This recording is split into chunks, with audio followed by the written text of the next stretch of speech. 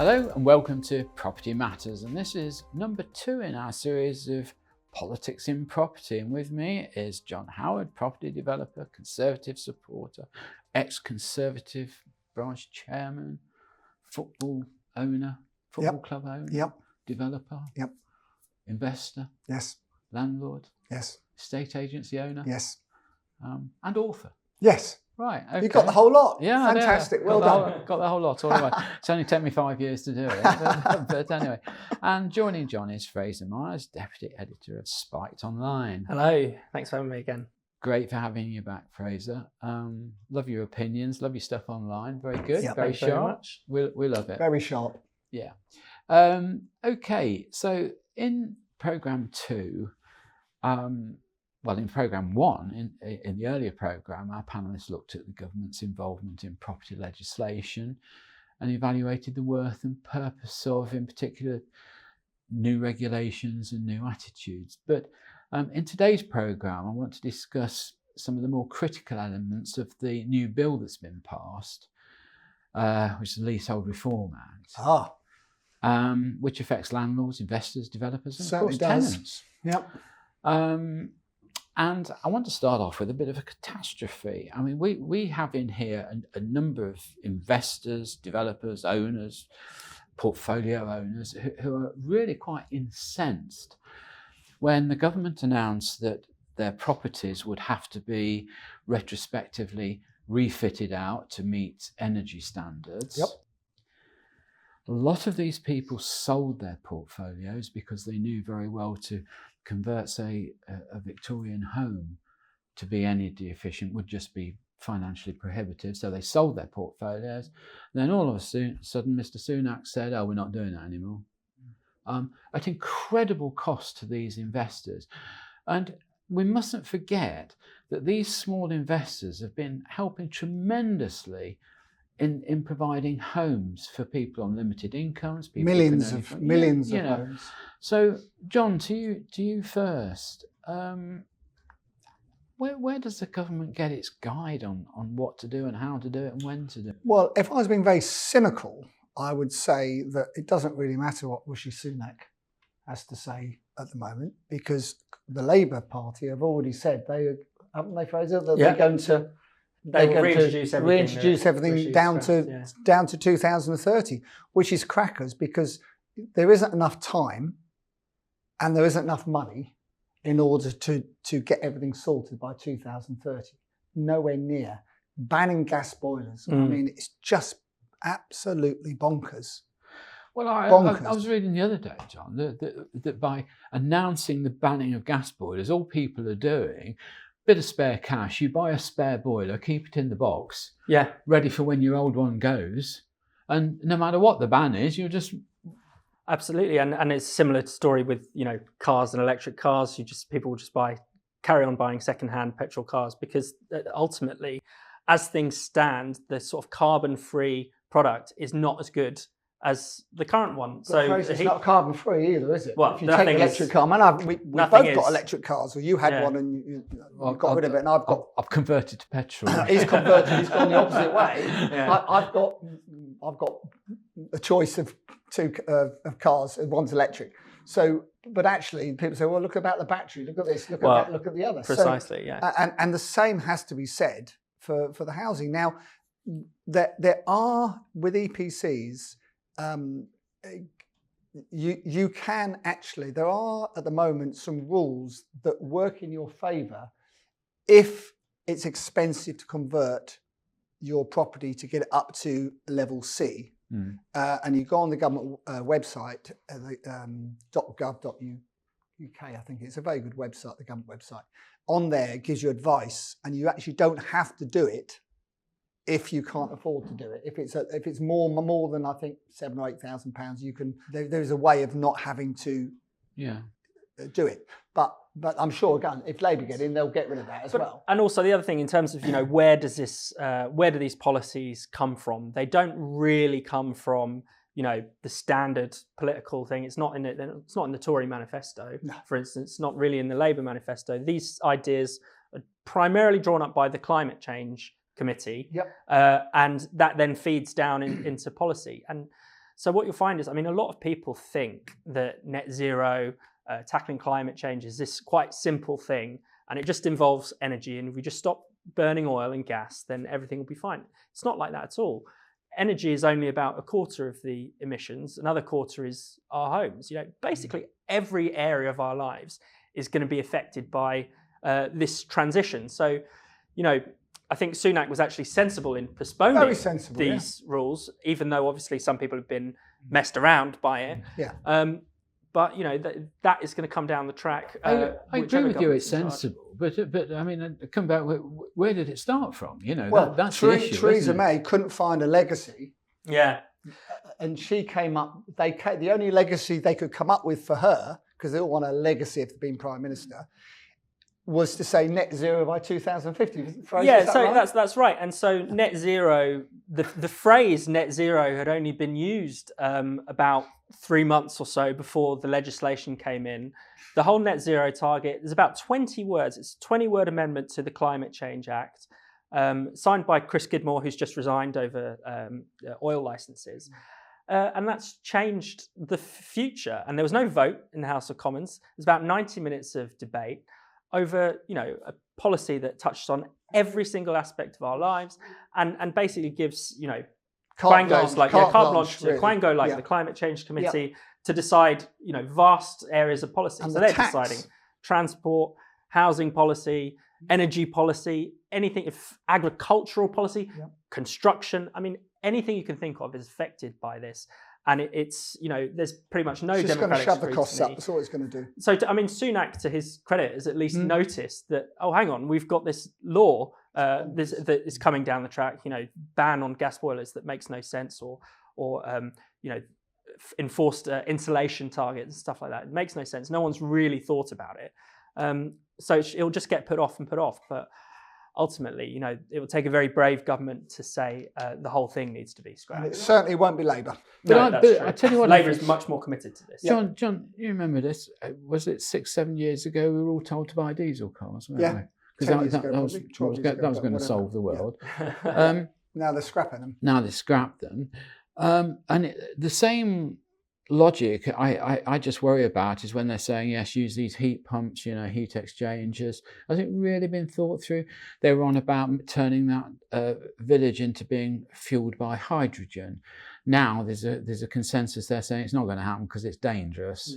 For the houses. We're not putting H-bombs in people. They can put it in a lorry apparently, but they can't put it in a house. I don't know why that should be, but we're not bright enough to work that one out probably. But you see, I just worry about who's thinking these things through. Can we trust the government on this? No, I really don't think you can. I think the reason you can't is because there isn't enough scrutiny of these plans. No. It's just, if something has net zero attached to it, if something has the environment attached to it, there won't be any scrutiny. No one dare speak out against it. And so you end up with really terrible policies. And, you brought up heat pumps. I mean, the cost of them alone is just so much larger than it is for a gas boiler. It's really cheap to get a gas boiler fitted.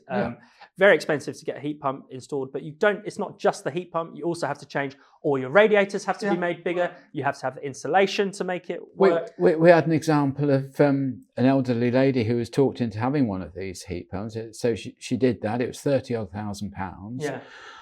Then they found that it didn't work because the bore of her pipes throughout the house weren't correct, so they all had to be changed. Then because the pipes were bigger, the radiators couldn't take the capacity, so they had to be changed. She ended up with a bill of about £70,000, but it got worse. The electricity bill she got for the first month was enormous. About £1,000 or something. But see, the problem is... Hold on, John. And then a neighbour sued her for the noise that this heat pump was kicking off and disturbing their sleep. But when you do a new development now, they force you to put these heat pumps in. They force you to put a bit of pathetic solar on the roof that doesn't do any good whatsoever. Right. The cost is going up and up and up for developers. And that gets, like you've always said, Stephen, ultimately, one way or the other, that gets passed on to the buyer. Yeah. And then they wonder why property is so expensive in this country. Because the whole thing is just a vicious circle. Because they'll say, we'll subsidise this through that. But that just goes on to the taxpayer anyway. I think it was estimated that somewhere between £40,000 and £60,000 per household it's going to cost. And that's probably a conservative estimate.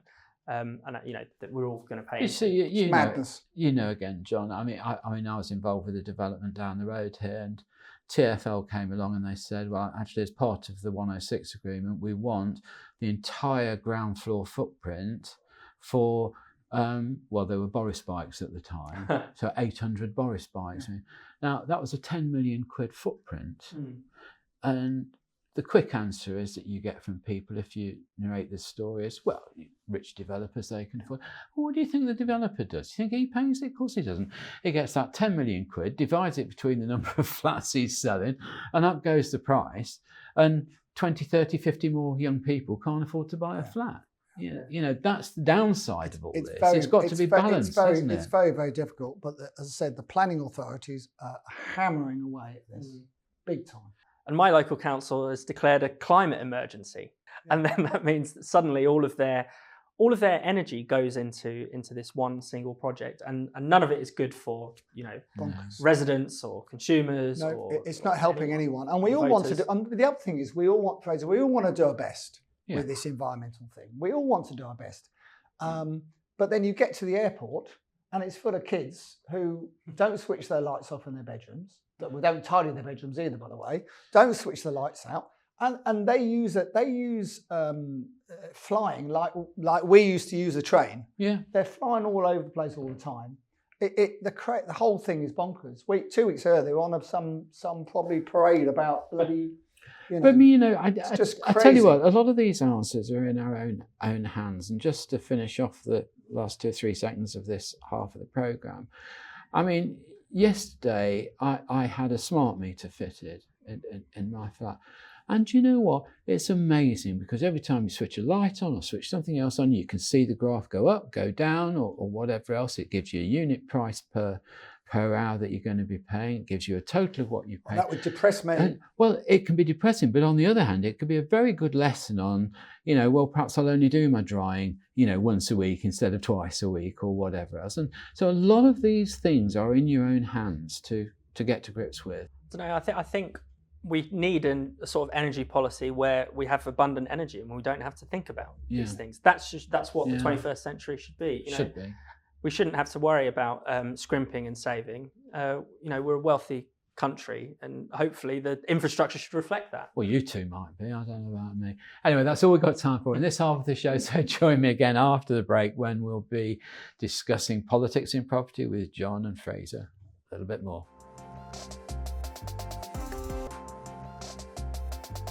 Hello and welcome back to part 2 of Property Matters, and we're discussing politics in property with Fraser Myers and John Howard. Welcome back, guys. Now look, we've had so much interference or interjection by government over this last year or so. It almost seems as though they're discouraging the smaller investor in investing in buy-to-let properties and offering homes to many more renters. Well, what's behind this, John? I don't get it. I think what they're trying to do, a lot of the landlords, the private landlords in this country, have got very old stock. A lot of it is in pretty good condition these days compared to 20, 30 years ago, but it is still old stock. And I think what they're trying to do is dissuade the buy-to-let landlord, because one, it's stopping first-time buyers from buying. Because if you've got a choice, you can sell it to a buy-to-let investor, or you can sell it to a first-time buyer. You always go for the buy-to-let investor because it's easier to get the deal through. So what the government have done, they've encouraged these large property funds, not just in the UK, but from America, Canada, in Europe, to come over and invest in large blocks of flats. And you can see here all around where we're filming here in Canary Wharf, exactly what's happened. But they've also done it in Birmingham, all the big cities. And these investors want a minimum of 100 units, but ideally want 400 to 500.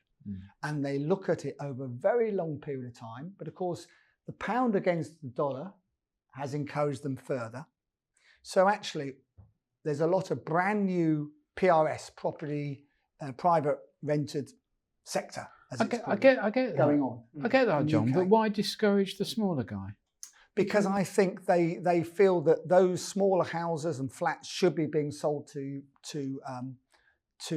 first-time buyers and not on a buy-to-let basis. Do you know what? I think it's easier than that. I think they're looking at tax collection, and I think they're finding it very hard to keep track of, I agree with that. Of smaller landlords paying their taxes properly. I agree with that as well, and that's why they've tried to make everyone start up property companies and put the properties into the property companies in order to do an annual return. And by the way, I think it's a good thing. I've always had property companies all the way from my age, from 18 when I built my first property. They've always been in companies, and it's the professional way of doing it. And yes, you pay the tax, I pay my tax, and so should everyone else that makes a capital gain. And they haven't been. So we could get on to the amount of tax this government could chase properly, because they wouldn't need to. They could bring the tax rate down if they did that, couldn't they, Fraser? Yeah, I mean, I think that a lot of there are some, sensible reasons or good intentions behind a lot of the reforms. Think of the sort of renters reform bill. I think you would say that. I wouldn't. Yeah, well, there We're going to disagree. There are these things called tenants as well as landlords. I think one of the problems, though, I think it's almost it's getting the problem the wrong way around. One reason why tenants, particularly in London, have such a difficult time is because there is, such a shortage of property. But they don't need to live in London, do they, Fraser? They don't need to live in London. They could live an hour out of London and buy a flat for 150,000 quid if they want to. Yeah, and have huge commuting fees, though. Well, yeah, you end up spending the money on a railway season ticket. But anyway, I mean, I think the sort of the competition has made it such that people are, the landlords are not competing to be good landlords. Let's put it that way, because you end up with some dodgy people, and that's what the sort of the laws are responding to. But I think if there were more competition, if it were more, if the market were a bit more favourable to tenants, then landlords would up their game a little bit as well. Let me tell you this, Fraser. I disagree with you entirely, because most of the landlords in the UK, most of them, and I would say 95% now, are very, very good landlords. Their properties are in good condition. They're checked by the local authorities and all the rest of it. They've got gas certificate. They've got every damn certificate you have to provide, rightly so, by the way. I disagree with that whatsoever. You're sounding like that Michael Gove, who hates landlords, private landlords, and wants to get rid of everyone. It's crazy, because the private landlords, I think something like 4 or 5 million properties, people are living in private rented accommodation. John, it's madness. John, it really is. We're obviously quite abreast of the property news in here, and we tend to read a lot and try and understand the markets that we're dealing with for benefit of our guests that we have in to come on these programs.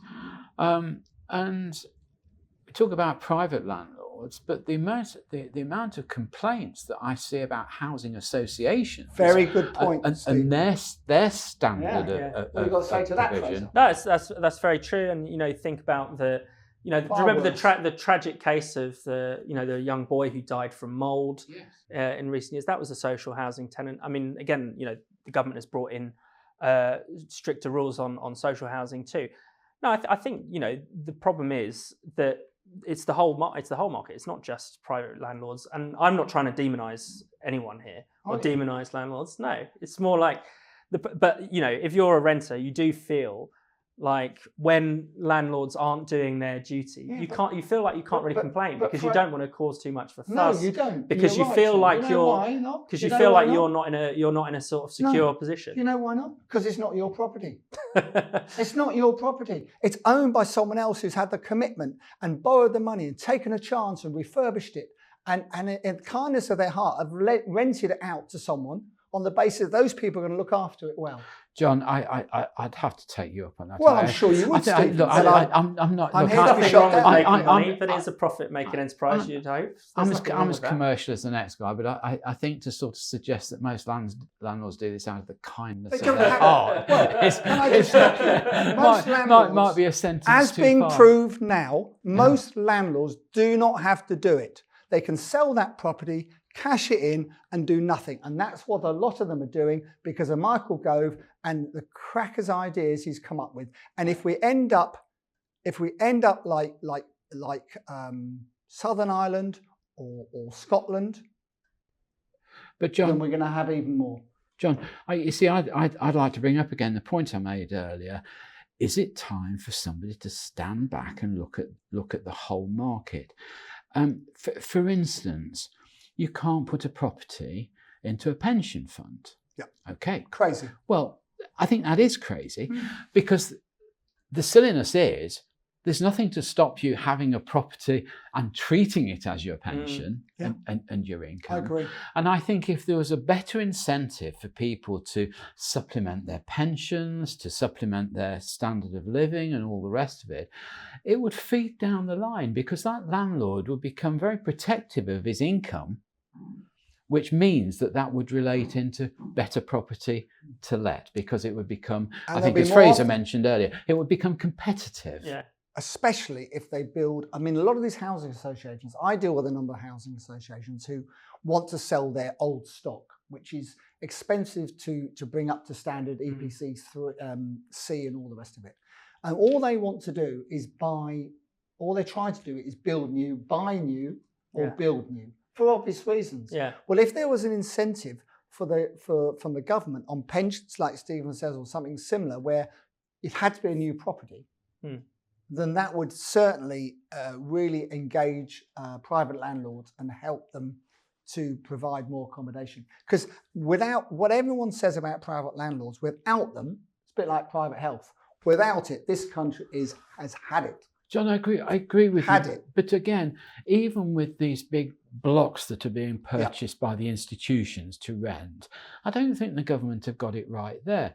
Why can't you, for instance, I mean, just as a sort of thinking on my feet idea, if they have them for say 5 or 10 years, allow them to sell those blocks into the market, take a profit at a very, very low taxation rate, providing they reinvest the proceeds into more housing. Yeah. You know, I mean, sure, there's schemes like this. It doesn't take a brain surgeon to work out, but we just don't seem to do it. We don't seem to have the longevity of thought, do we? I think that comes back to what we were saying earlier about the 16 housing ministers over. And also, Fraser, 5 years and you're out. Yeah. It's a bit like the national health, isn't it? Yeah. You have these ideas, but 5 years you're out. Okay. So, Now, look, I want to talk to you both about ministers. We've talked about 16 housing ministers in the Conservative tenure period. It's not good it's not conducive to good and consistent policies. No. But there's a further consideration, isn't there? And that's the suitability of people for ministerial posts.